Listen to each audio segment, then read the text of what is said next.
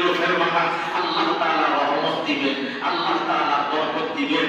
আল্লাহ তাআলা এই জিনিসটা যদি করো, শুধু এইটা না, প্রত্যেকটার বিনিময়ে আল্লাহ তাআলা তোমাদের আমলনামায় সওয়াব লিখে দিবেন। আবু দাউদ শরীফের হাদিস, ইবনে মাজাহর হাদিস, সহিহ হাদিস।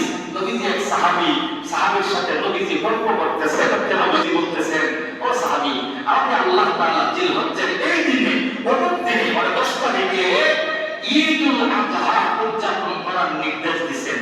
এইবার সাহাবীরা যখন নবীজি এই কথা বলছেন, ঈদুল আযহা কারে নয়, এটা তো সাহাবী ভালো করে জানে, কুরবানির ঈদ।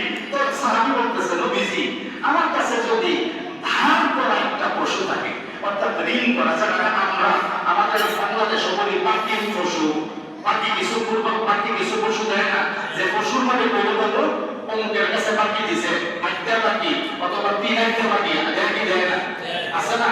তো উনি বলতেছেন, ওই কথাটাই বুঝাইতেছেন, সংক্ষেপে বলতেছি যে আমার কাছে যদি একটা ধার করা পশু থাকে, তাহলে কি এই ধার করা পশু দিয়ে কুরবানি দেওয়া আমার উপর ওয়াজিব?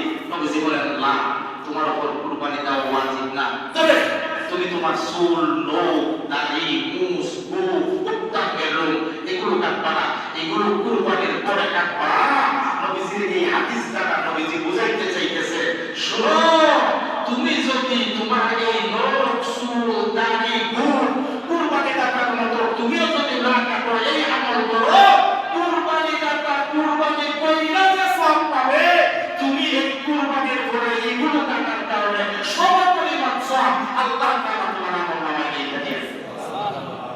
তো যারা কুরবানি দেবে তারাও মুস্তাহাব এগুলো রেখে দেওয়া, যারা কুরবানি না দিবে তাদের উপর নবীজির এই হাদিস দ্বারা মুস্তাহাব এগুলো রেখে দেওয়া।